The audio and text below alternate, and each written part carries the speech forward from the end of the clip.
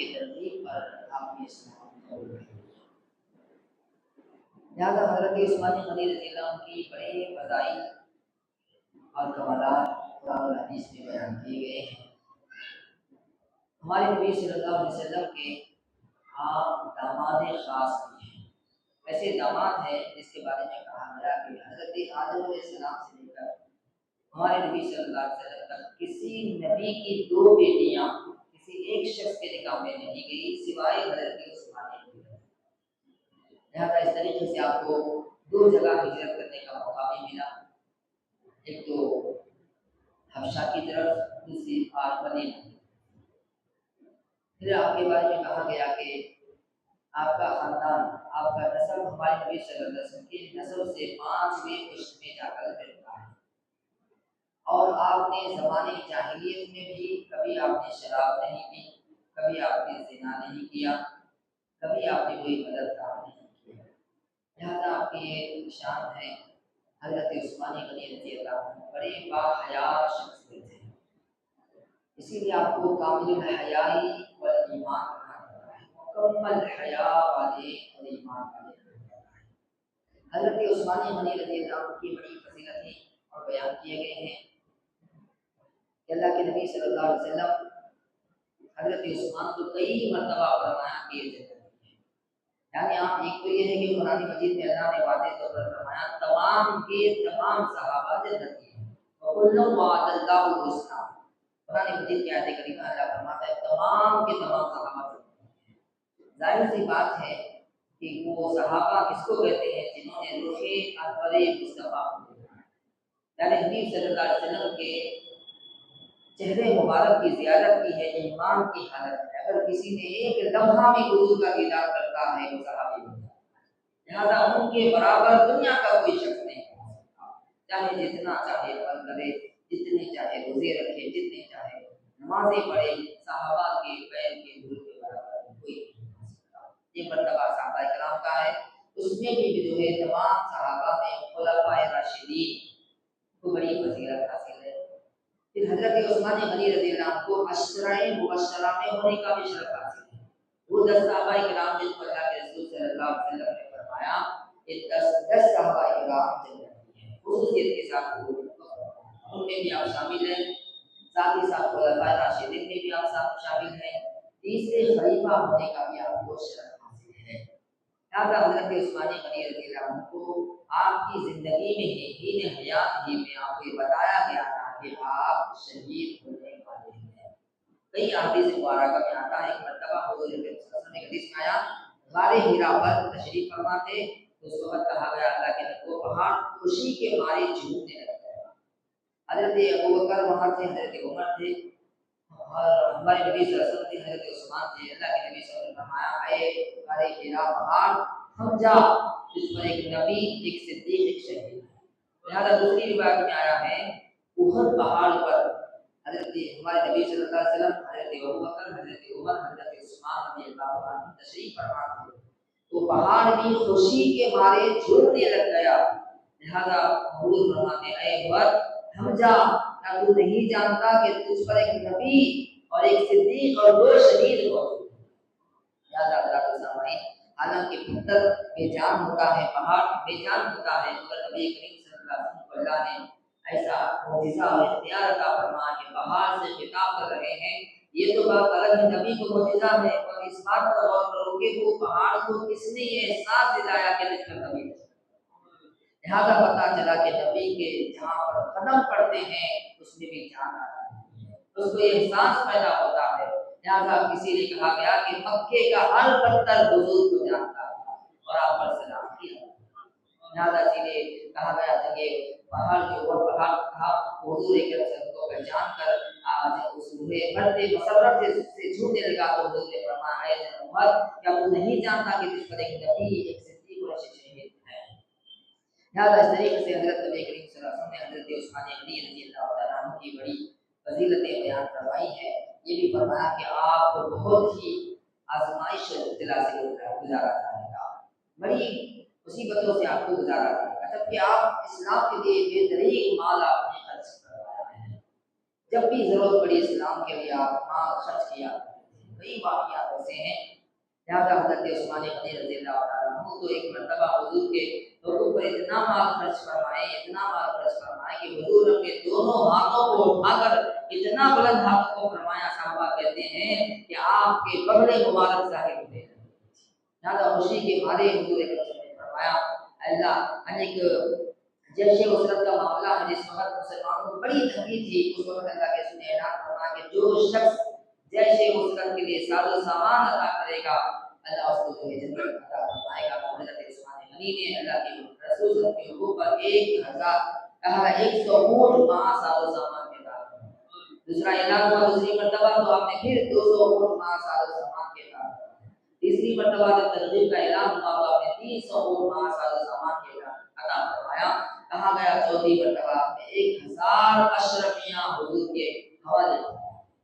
لہٰذا حضور کو خوشی کے مارے اس کو جو اپنے ہاتھ میں گھر کے اوپر نیچے الٹ کرنے لگے۔ اس کے بعد فرماتے ہیں یا عثمان ما عمل هذا اليوم ما ذرہ عمل عثمان، فرمایا گیا حضرت عثمان غنی رضی اللہ عنہ آج کے بعد آپ جو عمل کرے کوئی عمل تمہیں نقصان پہنچانے والا نہیں۔ لہٰذا یہ فضیلت حضرت عثمان غنی رضی اللہ عنہ کو عطا فرمایا گیا۔ اللہ کے رسول صلی اللہ علیہ وسلم نے آپ کے بارے میں فرمایا ہے کہ عثمان یعنی اللہ کے آپ کی اس سے بڑھ کر فضیلت کیا چاہیے کہ آپ کو نبی کریم صلی اللہ علیہ وسلم کی 2 صاحبزادیوں سے نکاح کا شرف حاصل ہوا۔ اسی لیے اللہ کے اور آپ کی جو ہے خلافت کہا گیا کہ کم و بیش 12 دن کم 12 سال آپ نے خلافت فرمائی۔ اتنی شاندار خلافت فرمائی آپ نے کہ حضرت عمر رضی اللہ عنہ کے دور خلافت میں جتنے ملک فتح ہوئے تھے اس کو سنبھالنا تھا، صحیح جگہ پر لانا تھا، نئے لوگ مسلمان ہوئے تھے، مرتد ہونے کا اندیشہ تھا، اللہ پاک نے حضرت عثمان کو صلاحیت عطا فرمائی تھی کہ ان سب کو استحکام عطا فرماتے ہوئے پھر آپ نے 22 لاکھ مربع جو اسلام پھیلا ہوا تھا آپ کے دور خلافت میں 12 سال کے جو ہے دوران آپ نے پھر 22 لاکھ یعنی 44 لاکھ مربع میل تک اسلام پھیلایا۔ لہٰذا آپ کی یہ کوششیں تھی۔ اس کے بعد آپ نے جو جس کی جو صلاحیت تھی اس اعتبار سے عہدے مقرر فرمایا کرتے تھے، مگر لوگوں میں جو ہے یہ اعتراض پیدا ہوا کہ تقریبا پروری یعنی اپنے خاندان کے لوگوں کو آپ عہدے عطا فرما رہے ہیں، جبکہ آپ کے ایسی کوئی نیت ایسا کوئی ارادہ نہیں تھا، اس قابل ہونے کی وجہ سے وہ عہدے آپ عطا فرمایا کرتے تھے۔ لہٰذا اسی طریقے سے دشمنیاں پیدا ہو گئی، اعتراضات پیدا ہونے لگے، جس پر آپ نے توجہ نہیں کی۔ آخر کار آپ کو شہید کرنے کے منصوبے بنائے گئے۔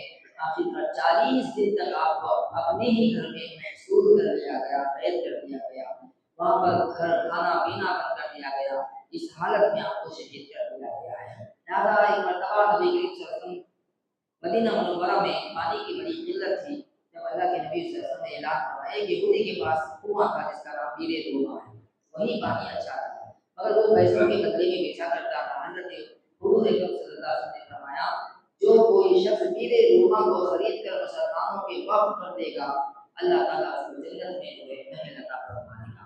تو آپ نے فوراً اس شخص سے جو ہے کنواں خرید کر مسلمانوں کے حوالے کر دیا۔ لہٰذا حضرت عثمان غنی رضی اللہ عنہ ہر جگہ پیش رہا کرتے تھے۔ مسجد نبوی جب مسلمانوں کا جو ہے مسلمان بڑھتے گئے، مسجد نبوی تنگ دامنی کا شکوا کرنے لگی تو آپ نے فوراً جو ہے مسجد کی توسیع فرمائی۔ حضور کے زمانے میں بھی حضور اکرم صلی اللہ علیہ وسلم نے اعلان فرمایا کہ مسجد نبوی کے متصل جو قرض ہیں اس کو جو کوئی خرید کر مسجد میں جو ہے وقف کر دے گا اللہ اس کو جنت عطا فرمائے گا۔ آپ نے فوراً آس پاس کے گھر کو خرید کر مسجد میں شامل کرا۔ لہٰذا حضرت عثمان غنی رضی اللہ عنہ بہت ہی جلد قدر صحابی اور قابل احیائی و ایمان کی صفت سے متصف صحابی ہے۔ آپ کا بہت سارا مال اسلام کے لیے آپ نے حساب قربانی کے طور پر ادا فرمایا ہے۔ آپ کی مناقب میں حدیث بات آتی ہے، حضرت ابو ہریرہ رضی اللہ عنہ سے روایت ہے، فرماتے ہیں ابی ہریرہ ان رسول اللہ صلی اللہ علیہ وسلم کان علی حرائی هو ابو بکر و عمر و عثمان وعلى طلحہ والزبیر فتحركت الصخرة فقال النبي صلی اللہ علیہ وسلم اهدى فما عليك الا نبي او صدیق او شہید۔ جیسا کہ میں نے کہا ہیرا پہاڑ پر حضور اکرم صلی اللہ علیہ وسلم تشریف فرما تھے، حضرت ابو بکر تھے، حضرت عمر تھے، حضرت عثمان تھے، اللہ کے وہ پہاڑ خوشی کے معنی حرکت کرنے لگا۔ اللہ کے نبی نے فرمایا کہ تو نہیں جانتا کہ تجھ پر کون ہے؟ ایک نبی ہے، ایک صدیق ہے، ایک شہید ہے۔ اس طریقے سے اس میں ذکر کیا گیا ہے۔ دوسری حدیث آئی ہے ان طلحہ بن عبید اللہ قال قال رسول اللہ صلی اللہ علیہ وسلم لکل نبی رفیق ورفیقی یعنی فی الجنت عثمان۔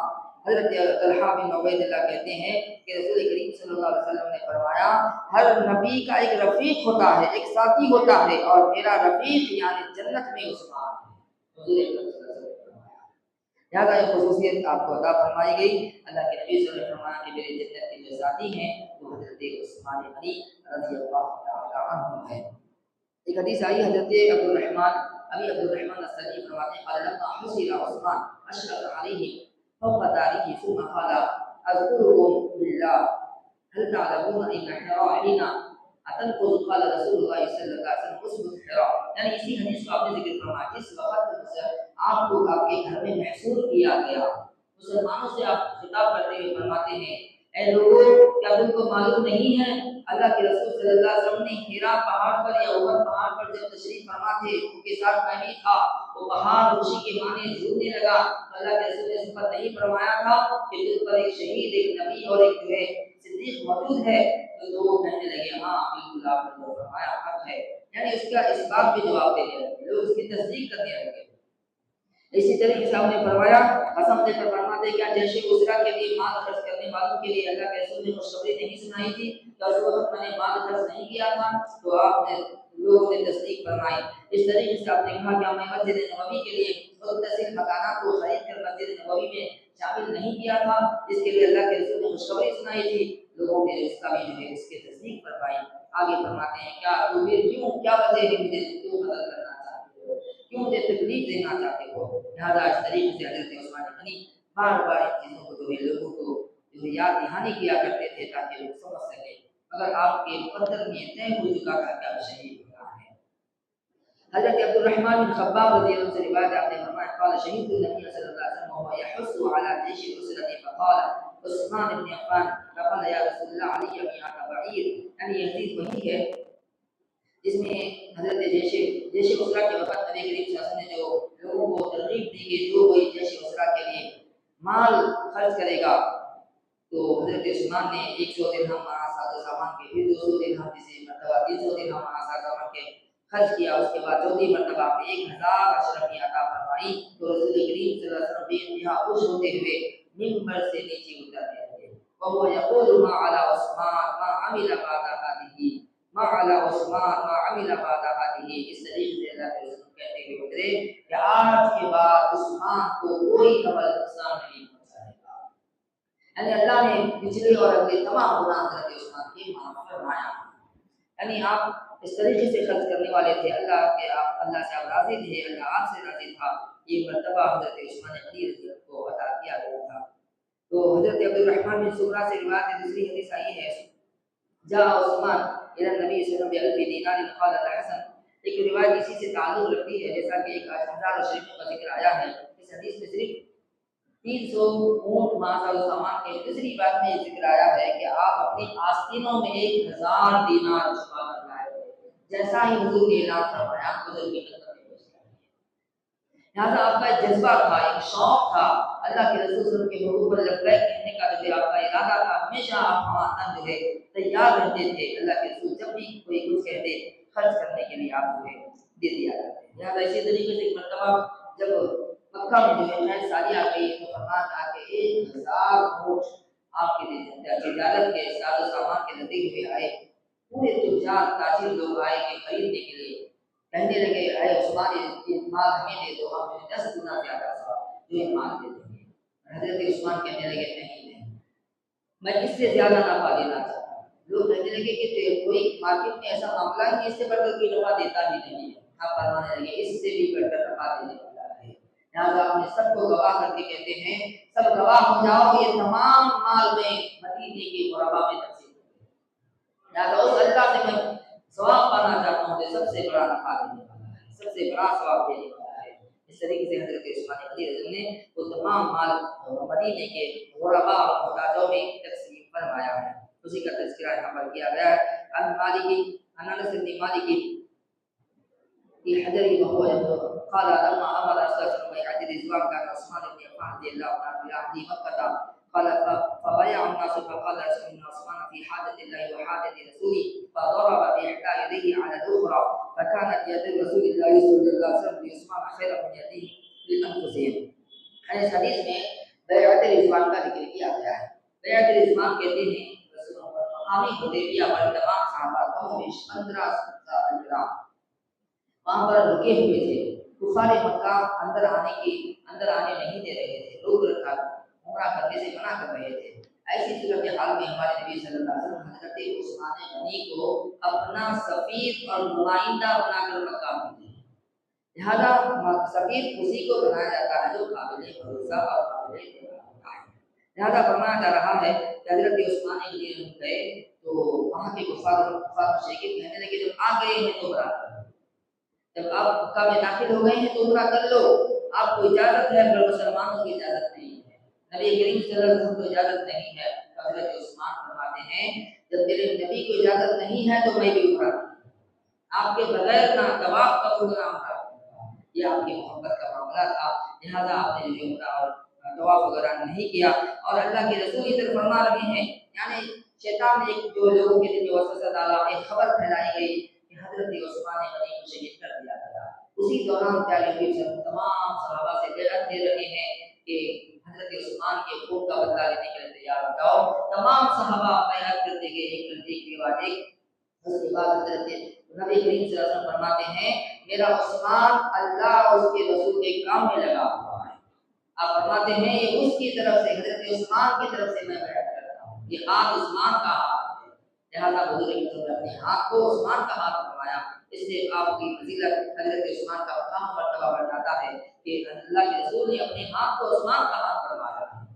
لہٰذا اس میں بہت ساری اعتراضات کے جوابات بھی دیے جاتے ہیں. حضرت عثمان پر اگر انگلیاں اٹھائی جاتی ہے، اعتراض کیا جاتا ہے، تو راہدار کرنے کی کوشش کی جاتی ہے، تو اس بیعت رضوان سے ان کو اس جواب مل جاتا ہے کہ حضرت عثمان قابل بھروسہ اور قابل اعتماد شخصیت ہیں. اس لیے اللہ کے رسول نے فرمایا کہ حضرت عثمان میرے سفیر اسلام کی طرف سے سفیر اور امانتدار بن کر مکہ گئے تھے.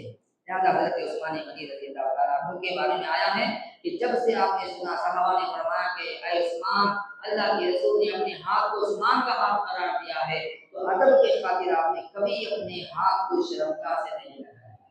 لہٰذا یہ ادب کا معاملہ تھا. حضرت عثمان غنی رضی اللہ عنہ فرمانے لگے کہ یہ ہاتھ اللہ کے رسول جب آپ میرا ہاتھ فرمائے ہیں تو اس کو میں شرمگاہ نہیں کرتا ہوں. یہ ادب کا معاملہ حضرت عثمان غنی رضی اللہ تعالیٰ عنہ کا ہے. آپ نے فرمایا کہ میں نے دی ہی لہٰذا اس سے فضیلت بتائی گئی کہ حضرت عثمان غنی مکہ والوں کی نظر میں بھی بہت ہی باعزت شخصیت ہے. اور پیارے حبیب صلی اللہ علیہ وسلم نے بھی فرمایا کہ حضرت عثمان نے کے بارے میں فرمایا کہ جب میرا ہاتھ عثمان کا ہاتھ ہے تو آپ کی فضیلت اور اونچی اور بڑھ گئی. اسی طریقے سے سماوہ بن حسن القشیری کہتے ہیں کہ ولیس بہا ماء، یعنی اس میں ذکر کیا جیسے بیر روما کا معاملہ ہے کہ اس وقت پانی کا انتظام نہیں تھا پینے کا، تو آپ اللہ کے رسول صلی اللہ علیہ وسلم کے حکم پر بیر روما خرید کر مسلمانوں کے لیے وقف فرما دیا. بڑی حدیث طویل آئی ہے جس میں تمام چیزوں کا ذکر کیا گیا. حضرت عثمان نے جو ہے لوگوں کو جو آپ کو قید کر دیا تھا، محاصرہ کر دیا، ان کو بتانے لگے کہ میں نے بیر روما خریدا نہیں تھا، مسجد نبوی کی توسیع میں حصہ نہیں لیا تھا، جیسے عشرت کے وقت مال خرچ نہیں کیا تھا، یا تنگی کے وقت میں نے مسلمانوں کے لیے مال خرچ نہیں کیا تھا، پھر کیوں تم مجھے قتل کرنا چاہتے ہو؟ اس طریقے سے حضرت عثمان غنی رضی اللہ عنہ کہنے لگے. تو تمام لوگوں نے اس کی تصدیق بھی فرمائی، مگر ان کے اوپر جو ہے قتل کرنے کا جو ہے جنون تھا، سوال ہوا تھا. اس طریقے سے آپ جو ہے ان کو قتل کرنے کے درپے ہو گئے. لہٰذا اللہ کے رسول نے فرمایا کہ فتنہ عنقریب ظاہر ہوگا جو ان کو قتل کرے گا. یہ بھی ذکر فرمایا تھا اللہ کے رسول نے کہ ان کی طرف اشارہ کیا. ایک مرتبہ حضرت عثمان اپنے سر پر چادر ڈالے ہوئے آ رہے تھے. حضور نے فرمایا کہ عنقریب ایک فتنہ ظاہر ہوگا جو ان کو قتل کرے گا. تو جب دیکھا گیا تو حضرت عثمان غنی رضی اللہ عنہ تھے. لہٰذا اس طریقے سے حضرت عثمان غنی رضی اللہ عنہ کی بابت جو ہے بہت فضیلتیں بیان کی گئی ہے.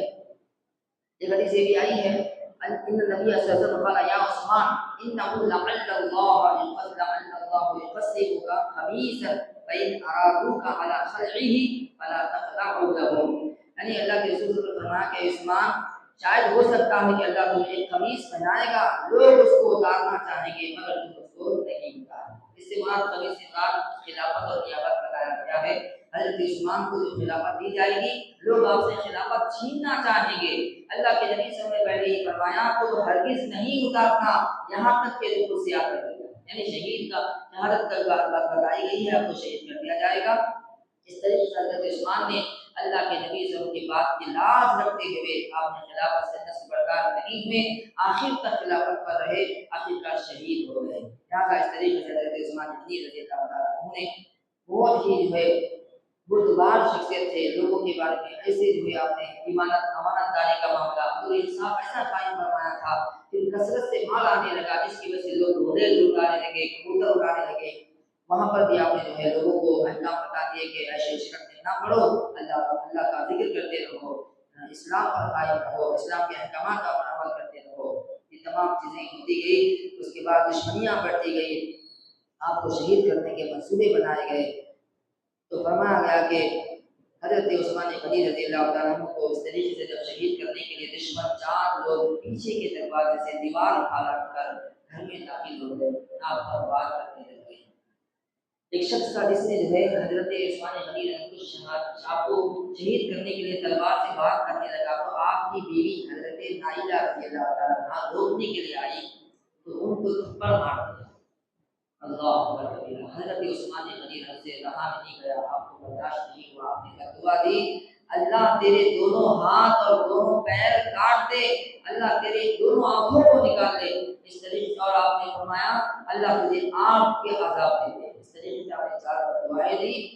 اور ایک حضرت جہجہ غفاری رضی اللہ عنہ بیان کرتے ہیں کہ حضرت عثمان کی مثال کے کئی عرصے بعد ملک شام کا جانا ہوا، تو وہاں پر دیکھا کہ ایک شخص جو ہے راستے پر بیٹھا ہوا، جس کے دونوں ہاتھ کٹے ہوئے ہیں، دونوں پیر کٹے ہوئے ہیں، دونوں آنکھ اس کی چلی گئی ہے، واویلا کر رہا ہے، شور مچا رہا ہے، رو رہا ہے۔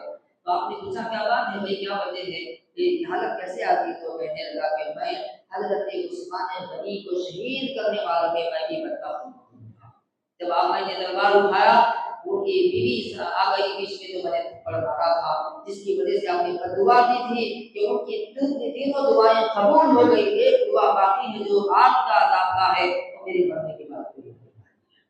حضرت عثمان غنی کو اس طریقے سے جو ہے آپ کو شہید کیا گیا۔ فرمایا گیا کہ آپ ایسی شخصیت کے مالک تھے، آپ نے اپنے ہاتھ مبارک سے سورہ حجرات سے لے کر سورہ ناس تک قرآن کریم کو اپنے ہاتھ سے لکھا، اس لیے آپ کو جامع قرآن کہا جاتا ہے۔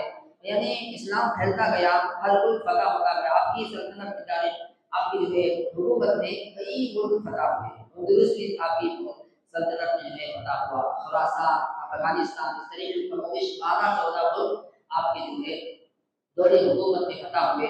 اسلام پھیلتا گیا، اب لوگوں کو قرآن پڑھنے میں دشواری ہو رہی تھی، الگ الگ خلافیں تھی، ہر خاندان کے حساب سے خلافت تھی، اب نیا اسلام جو عربی نہیں جانتے ان کے لیے بڑی مشکل ہو رہی تھی۔ تو حضرت عثمان غنی رضی اللہ تعالیٰ عنہ نے قرآن کو ایک قرار پر جمع کروایا۔ حضرت حفصہ رضی اللہ تعالیٰ عنہ سے اور بعض دیگر قرہ صحابہ سے روایتوں کو لے کر قرآن کو ایک قرار پر جمع فرمایا، جو ساری دنیا کے لیے آج ایک ہی قرار میں قرآن پڑھی جاتی ہے، اسی لیے آپ کو جامع قرآن بھی کہا جاتا ہے۔ قرآن کو ایک جگہ جمع کرنے والی بھی ایک فضیلت آپ کو بھی حاصل ہے، اپنے ہاتھ سے آپ نے قرآن کو سورہ حجرات سے سورہ ناس تک یہ بھی لکھا ہے، آپ خود لکھے ہیں، اس کی فضیلت بھی بیان کی گئی ہے۔ حضرت عثمان غنی رضی اللہ تعالیٰ عنہ کی اس طریقے سے بے شمار فضیلتیں اللہ کے رسول صلی اللہ علیہ وسلم نے ارشاد فرمائی۔ آپ کی شہادت ہوئی، فرمایا حضرت زبیر رضی اللہ تعالیٰ عنہ نے آپ کی نماز جنازہ پڑھائی ہے۔ 18 ذی الحجہ کا موقع تھا، 35 ہجری کا سال تھا، اب جمعہ کا دن تھا، تلاوت میں تھے، اس دوران دشمنوں نے آپ پر حملہ کیا اور آپ کو شہید کر دیا۔ حضرت صحابہ ایسا معلوم ہوتا ہے بظاہر وہ مسلمان تھے، جو قتل کرنے والے کوئی غیر مسلم نہیں تھے، وہ بھی مسلمان ہی تھے، مگر پہلو یہ تھے، کوئی یہودی تھا جو مسلمان بنتا آیا تھا، یا آپس میں دشمنیاں تھی جس کی وجہ سے جو ہے حضرت عثمان غنی کو شہید کر دیا گیا۔ لہٰذا یہ کوئی عجیب نئی بات نہیں ہے، ہم والوں کے ساتھ ایسا ہی ہوتا ہے، مگر اللہ پاک کو بڑا مقام عطا فرماتا ہے، شہادت جیسا مرتبہ کو عطا فرمایا ہے۔ لہٰذا حضرت عثمان غنی رضی اللہ کی ایثار اور قربانی اسلام پر بہت ساری ہے۔ اللہ کے رسول سے محبت بے انتہا تھی، ہر حکم پر لبیک کرنے والے صحابی رسول تھے، اور سب سے بڑی صفت آپ کی یہ تھی کہ اب حیا والے تھے۔ کہا کہ پانی نہاتے وقت کواڑ بند کرتے تھے، اس کے باوجود کپڑے اتارنے کے لیے پوری طریقے سے جھک جاتے تھے تاکہ جسم کا کوئی حصہ ظاہر نہ ہو۔ اس طریقے سے آپ حیا کے مالک تھے۔ خود اللہ کے رسول صلی اللہ علیہ وسلم نے ارشاد فرمایا کہ کئی واقعات ہیں، آپ صلی اللہ علیہ وسلم حضرت عثمان کے آنے پر اپنے دہمن کو سیدھا کر لیا کرتے تھے۔ حضرت عائشہ نے پوچھا، انہوں نے دیکھا واقعہ اس طریقے سے ابو بکر آئے آپ جیسے کہ بسے بیٹھے رہے، عمر آئے آپ جیسے کہ بسے بیٹھے رہے، عثمان آئے تو آپ اٹھ کر جو ہے اپنے دہمن کو سیدھا کرنے کی بات ہے۔ تو حضور نے فرمایا کیا میں ایسے شخص سے حیا نہ کروں جس سے اللہ کے فرشتے بھی حیا کریں؟ اسی لیے حضرت سامعین یہ حضرت عثمان غنی رضی اللہ عنہ کی آپ کی بدھی میں رکھا گیا تھا، آپ کی مزاج و طبیعت میں تھا کہ سب سے بڑے جو حیا شخصیت تھے، حیا کے مالک تھے، اسی لیے آپ کا لقب کامل الحیاء والایمان ہے۔ اللہ کی بارگاہ میں دعا ہے اللہ پاک ہم کو آپ کے فیوز برکات ہم پر نازل فرمائے، آپ کے نقش قدم پر چلنے کی توفیق عطا فرمائے۔ اے اللہ اس درس حدیث میں جنہوں نے بھی جس اعتبار سے بھی حصہ لیا ہے، حاضری دی ہے، اے اللہ اس کا بہترین بدلہ عطا فرما۔ جیسا کہ حدیث شریف میں آتا ہے جو شخص حدیث سنتا ہے سناتا ہے اس کو تو در و تازگی عطا فرماتا ہے۔ تیری بارگاہ میں دعا ہے ہماری زندگیوں میں در و تازگی عطا فرما۔ صلی اللہ تعالی علی خیر خلقہ سیدنا محمد وعلی آلہ وصحبہ اجمعین۔